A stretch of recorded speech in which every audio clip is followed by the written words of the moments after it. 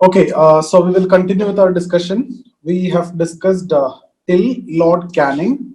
So during Lord Canning's period, we have discussed about 1857 revolt. Okay, so we have discussed about the causes and everything. The outcome was more important. We have discussed the outcome, which was seen in short term, and also the long term corrective measures.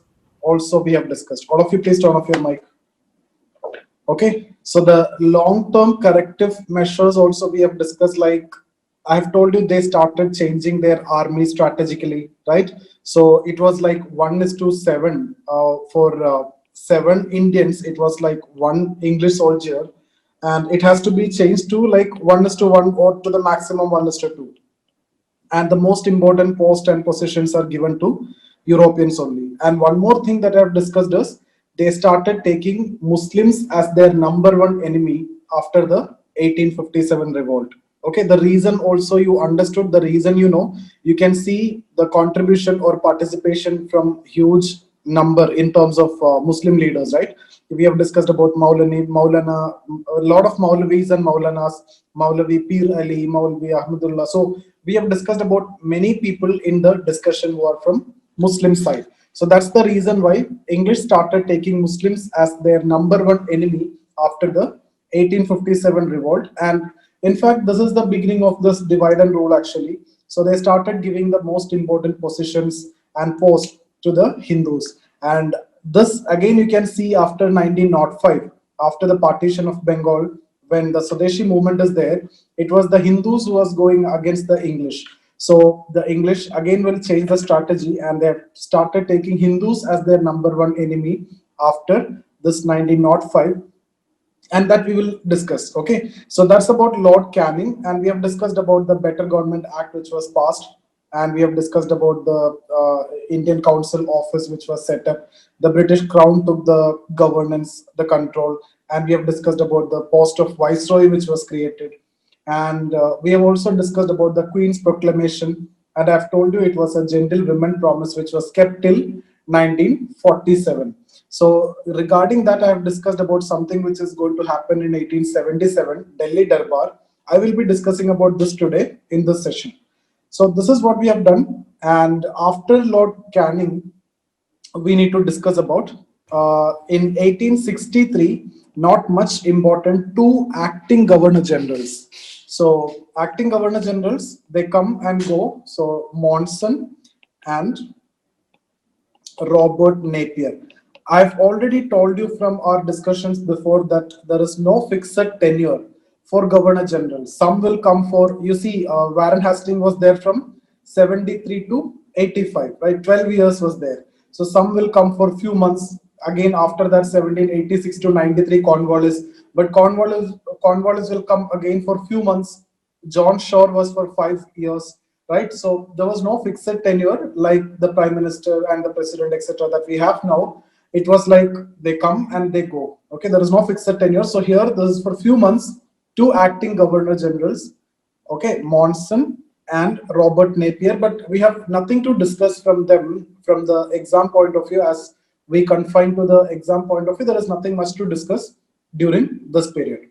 So the next governor general that we need to discuss is Lord Lawrence. Lord Lawrence, and the time period is 1864 to 69. Okay, so this 5 years. Now here, one event that we can mention is 1865. There was Anglo-Bhutanese War. Anglo-Bhutanese War. So one point that you need to remember here is after 1857 revolt, the Queen's proclamation, in that the Queen made the promise that there will not be any further annexations, right? So they are not going to annex the princely states or anything. So they are not interested in annexation also. Whatever they have, they are happy with it. Now here, then, why they are fighting against Bhutan? You will see Anglo-Afghan War also. One we have seen before. Now one more you will see. Okay, so why I've told you at that time itself when I've discussed about Anglo-Afghan War, it is basically to keep these states as the buffer state. For example, if you have a control over Bhutan, you can check any invasion from Japan. Japan is getting very strong. and you will see that in during the Second World War, the impact of this. Okay, so if you have a control in Bhutan, Myanmar, etc., you can actually check any invasion from Japan. Japan is getting superpower from that side. Also, if you have control in Afghan, you can check any Russian invasion. So that is the reason why they are interested in these states, just to keep as buffer states. Okay, and even though they have beaten the Bhutanese king, but they allowed the Bhutanese king to continue. But the fact is, he will become a puppet in the hands of the British. Okay, so it is basically they are fighting these wars against Bhutan, Afghan, etc. What is the purpose? To keep them as the buffer state. So that is evident that even after beating the Bhutanese king, they allow the king to continue. But obviously, you will be continuing, but by surrendering the sovereignty. And that is what we have discussed in the context of Fourth Anglo-Mysore War. Tipu was never interested in surrendering the sovereignty. Instead, rather than signing the treaty, he went for the war and he died. And that's why I have told you, Tipu's death in history is known as an honorable death than a dishonorable pact. That we have discussed already. Okay, so that's about Lord Lawrence. Only the Anglo-Bhutanese War, which I want to discuss. Then next Governor General is important. 1869 to 72, Lord Mayo. Okay, now from here, next four Governor Generals, let's say coming four Governor Generals will have 4-year tenures. So it is easy for you to remember from 72 to 76, then 76 to 80, then 80 to 84, 84 to 88. And here the Congress formation will come. So from Mayo, it is very easy for you to remember the Governor General's name. All these are important for some reason. This period is important for maybe one reason. They are mostly social. This is some reactionary policies. This some reforms. Okay, and this is for Congress. So all these are important. This is also important. So these 5 Governor Generals, some events are actually happening. Something which is important for the exam is there. Okay, so when we discuss about Lord Mayo, the first point that we need to discuss under Lord Mayo is the financial distribution between center and the provinces started. Okay, so financial distribution between center and the states started for the first time. So it is for the first time the financial distribution between center and state started. So it can be asked as a prelims question, who among the following Governor General started the financial distribution between the center and the state? You will get options like Lord Cornwallis, Lord Dalhousie, Lord William Bentinck, Lord Canning, okay, Lord Mayo, etc. So you need to pick for Lord Mayo. So Lord Mayo started the financial distribution between the center and the provinces. Okay, so that is the first point. That is again very important point. Second point is related to the census. So he started the first census in 1872. Okay, so understand this word clearly. I'm talking about the first census. Who started the first census? It is Lord Mayo. When? In 1872. But this was not regular all India census. Then the question is, who started regular all India census? It is Lord Ripon. Okay, Lord Ripon, regular all India census that I'll discuss after this, and that was in 1881. So from 1881, why it is regular? Because after every 10 years, then there will be census, and it is all India. So regular all India census for the first time, Ripon 81, but first census it was by Mayo 1872. So I hope that point is clear. So financial distribution between center and states, 1 point. Second point is related to the first census. Now the third point that we need to know from Mayo is actually he set up 2 Mayo colleges. 2 Mayo colleges. One was in Ajmer. Okay, you know where is Ajmer? Ajmer is in Rajasthan. The other was in Kathiawar. Okay, in Gujarat. So one was in Ajmer and the other was in Kathiawar. So 2 Mayo colleges. Now what is the objective of this Mayo colleges? These are modern colleges. Okay, modern colleges. But is it for everyone? No, it is not for everyone. These are for the princes and the princesses of royal families.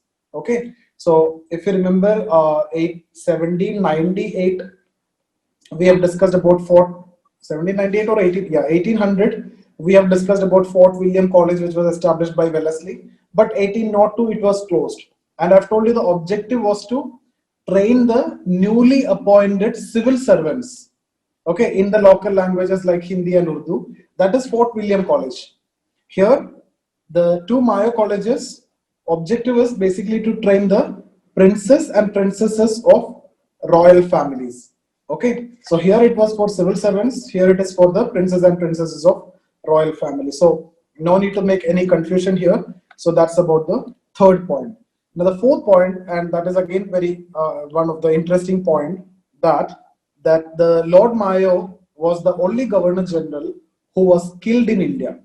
The only Governor General who was killed in India. So if you remember before also I've discussed a similar point like this. The only Governor General who was accused of a murder case, that we have discussed under Lord Warren Hastings when we discussed about the case of Nanda Kumar. There was a Bengali trader, his name was Nanda Kumar. He accused Warren Hastings in a corruption charge. Later, Nanda Kumar was hanged in a fabricated case, and in that context, Lord Warren Hastings was tried, but he was left free without any evidence.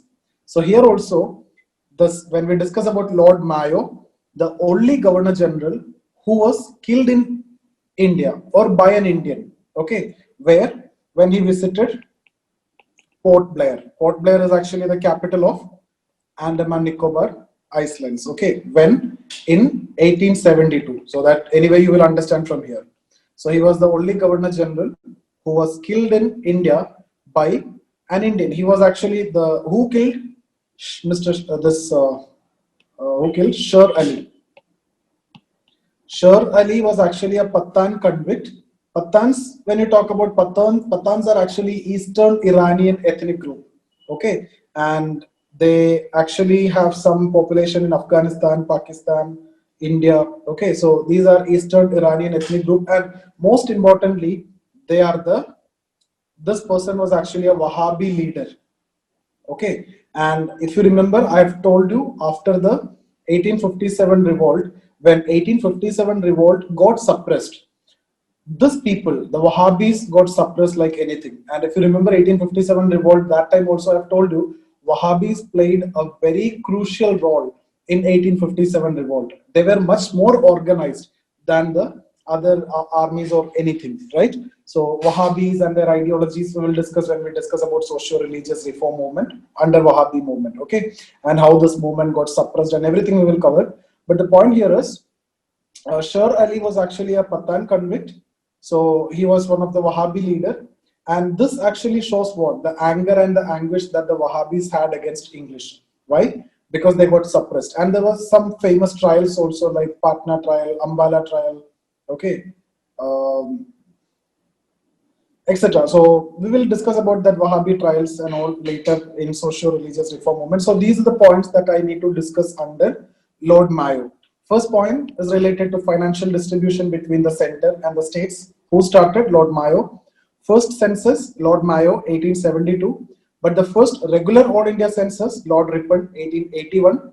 And two Mayo colleges, Ajmer and Kathiawar, for the princes and princesses of royal families. And the only Governor General who was killed in India was Lord Mayo by Sher Ali. Okay, so as I've told you so this is from 69 to 72, right? Now 72 to 76, then 76 to 80, 80 to 84, 84 to 88. It is very easy for you to remember 4 years for the next 4 Governor General. And the 72 to 76, Lord Northbrook. Northbrook, okay. So 72 to 76, 1872 to 76. And only one point which I need to discuss here that is related to social reforms. In fact, I have told you till 1857, if you see so much of reforms we can discuss, right? We have discussed about anti-sati resolution. We have discussed about widow remarriage act. In fact, these two are one of the two most important reasons for 1857 revolt. When we discussed about 1857 revolt, that time also I've told you under socio-religious reform or social religious reasons, Anti-Sati Resolution and Widow Remarriage Act actually annoyed the upper caste Hindus, and that turned upper caste Hindus against the English, because they started thinking that the Britishers are unnecessarily interfering their religion. So anything goes against religion, that is going to create problem for sure. Okay, so this we have discussed already, Anti-Sati Resolution and Widow Remarriage Act, and also we have also seen like ban on female infanticide related to the Rajput caste, and we have also discussed about ban on human sacrifice. So much of reforms we have discussed, and I've told you after 1857 revolt, they have realized that if you go and do something against the religion, it is going to affect you very badly. So from 1857 to 1947, you cannot see any such reforms. And the exception is here, you can see something in 1872. Okay, that is the exception. One reform you can see in 1872 that is related to the Universal Marriage Act. Universal Marriage Act, 1872. Okay, so under this, mainly 2 points is what we need to discuss. Firstly, intercaste marriages. Intercaste marriage got legalized. So we have already discussed many times about the marriage rules in India. What is the marriage rule in India? Let's suppose this is a caste. I'm taking Brahmin caste and also the near caste, that is a Kshatriya caste. So what is the marriage rule in India? This is intercaste, between caste. It is prohibited, right? So caste exogamy.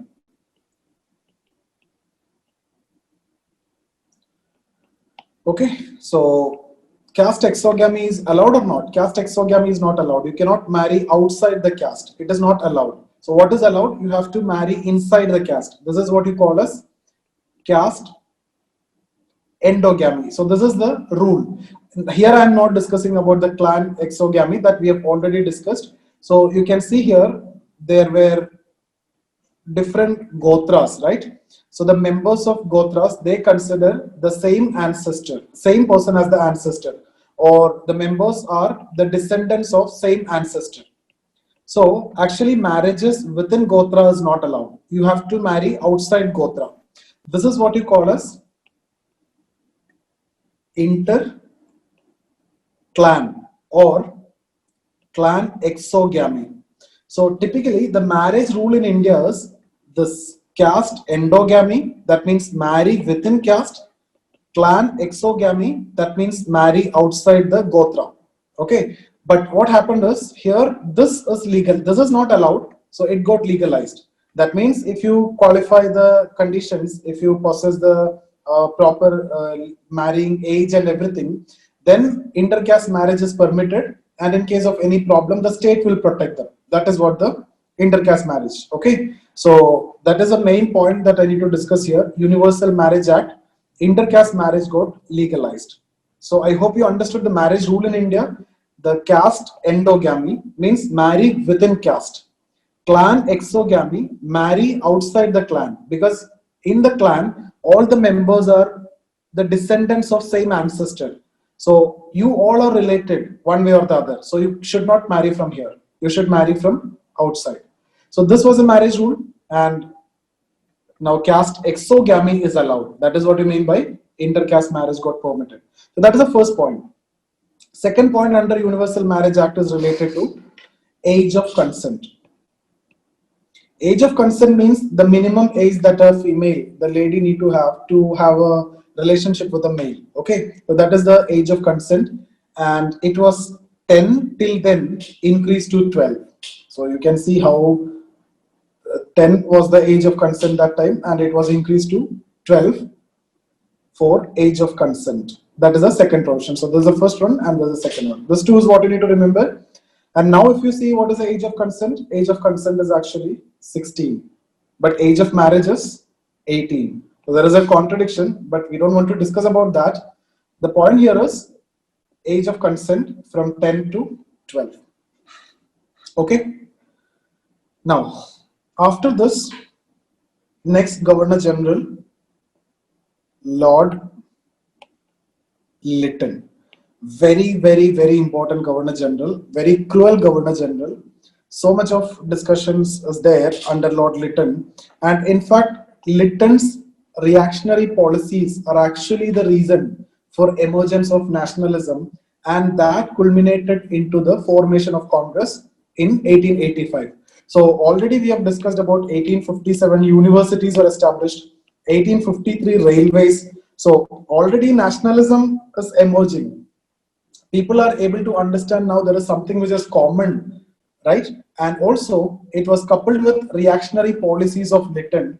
Nationalism emerged, reached at its peak, and that resulted into the formation of Congress. So that we will discuss. So there was a so what is this period? 1876 to 80. This is the time of Lord Lytton. Okay. So if you see, during 1876 to 78, there was a great famine in the central part of India. Okay, so what do you mean by famine? Famine means acute shortage of food. Acute shortage of food. It can be based on natural reason or it can be man-made reason. Natural reason means it could be because of lack of rain or anything. Man-made means it may be because of the government policies. It can be because of wars, etc. So it can be natural. It can be man-made also. Okay, so now here when we discuss about this famine, it was clear that it is not natural, it is man-made. So actually there was a debate which is going on. The debate was between nationalists on one hand and the government on the other side. So the argument of nationalists is like this: the policies of the British actually made the people poor. Okay, so it is the policies which made people poor. Now people are poor. So what will happen? When you're poor means your purchasing power will come down, right? So purchasing power will come down drastically. When the purchasing power is coming down, even there is a small variation in the prices, it is going to affect you very drastically. So you can see during this corona situation itself, many people have lost their job. So their purchasing power is coming down. At the same time, imagine a situation, the price is increasing compared to the previous level. So it is a compounding effect, right? On the other side, price is increasing. On this side, the salaries are coming down. So this is going to reduce the purchasing power like anything, and you have to sacrifice something. So that is the argument of the nationalist. So the acute shortage of food was there. It is because of the policies of the British. The British policies made the people poor. British policies of what? High rate of taxation, etc., which made people poor. And even the small variations in the prices will make people unaccessible with the food. Okay, so it is drastically affecting the purchasing power of the people. So that is a nationalist argument. On the other side, what the government says is there was no rain and the famine is because of drought. Okay, so government says it is because of natural reason, but nationalists, in fact, it is clearly the man-made reason only. It was because of the poor policies and also the implementation of policies. Okay, and more than this, in fact, in this famine, more than 25 lakh people perished, and more than lakhs of animals died. But more than above all, the government behavior, that is what actually angered and annoyed the nationalists. So you can see here millions of people are suffering without food and people are dying, animals are dying. But in 1877, okay, in 1877, there was a Delhi Darbar. Okay, so what is this Delhi Darbar all about? The Queen Victoria was visiting India. So this Delhi Darbar was actually to give a warm welcome to the Queen Victoria. And in fact, all the local kings and local rulers participated, and huge amount of public money was spent. So those local rulers went with all these gold, silver, so much of precious presents by spending too much from the, by spending too much of money. Right, on one side you can see millions of people were suffering, on the other side spending money like anything to welcome the queen. And in this Delhi Darbar, the queen was declared as Empress of India.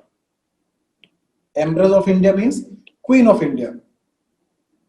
Queen of India. Okay, so and was given a title of Kaisar-i-Hind. Kaisar-i-Hind means Kaisar is actually a Persian word, it means Caesar.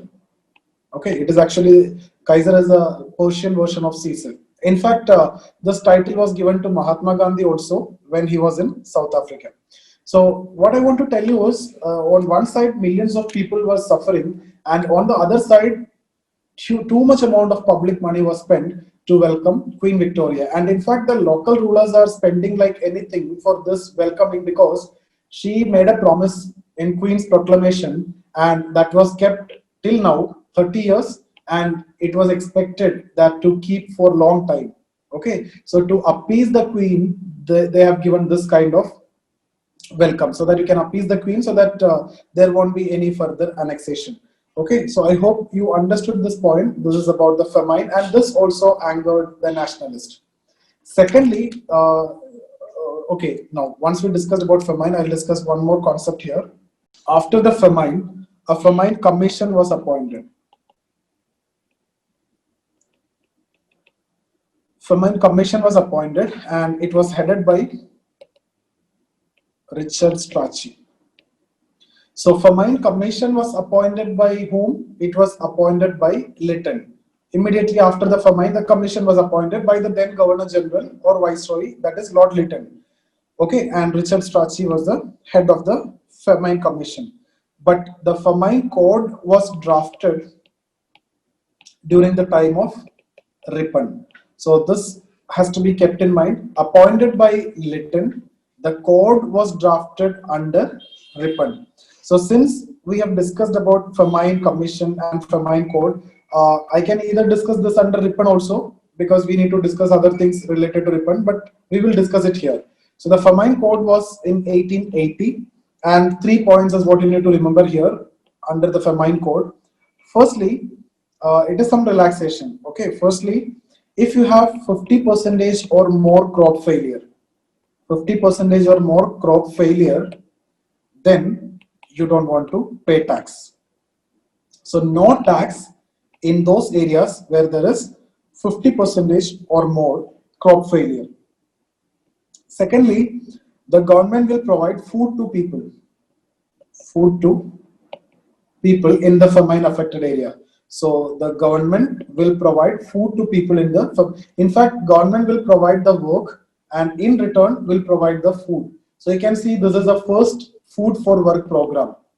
Later we will discuss about food for work program in economics, but here this concept is similar to that only. First food for work program. Government will provide work, in return will provide the food. Okay. And the third one, the government will provide fodder for the animals. So these are the 3 points which we need to discuss under famine code, which was drafted under Lord Ripon by Richard Strachey. Okay, so appointed by Lytton, famine code was drafted under Ripon. Okay, the head was Richard Strachey. The famine commission, Richard Strachey. So these are the points under famine code. Now, one important fact that we need to discuss under Lord Lytton, in fact, not one, 3 is there. We will discuss in that order. First one was related to Arms Act, and these are the controversial ones. Arms Act, second Vernacular Press Act, then lowering the age of civil services. All these are, affecting the nationalist interest. We will see how is it affecting the nationalist interest, angered and annoyed the nationalist, and we can see nationalism is emerging during this time, and that culminated into the formation of Congress in 1885. So if you get a question on the reactionary policies of Lytton, you can write all these, or if you get a question on formation of Congress, not just write about the theories that we are going to discuss over there, the lightning conductor theory, etc., but you need to talk about the nationalism, emergence of nationalism from 1853 onwards, railways onwards, 1857 universities onwards, 1870s, the policies of Lytton. All these are the reason for Congress. Okay, so when it comes to Arms Act, what is this? Arms Act is actually related to the license to possess arms. Okay, if you need to possess arms, you need license, and to get this license, there are certain rules and procedures, and this was made slightly difficult for the Indians, but the same was relaxed for the English.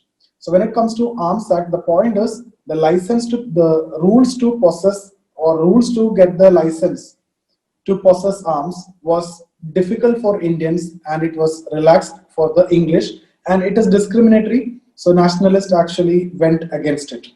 Okay, so you can see the interest, the nationalist interest is affecting. So, and why it is done? What is the objective of this Arms Act from the English side? Because they want to discourage the Indians to possess arms. So under Arms Act, it is basically the license to possess arms. If you need to get the license, it became more tougher. It became more difficult. You won't get the license so easily. The rules and the conditions is made tougher for the Indians. But the relaxation was there for the English, and it is discriminatory.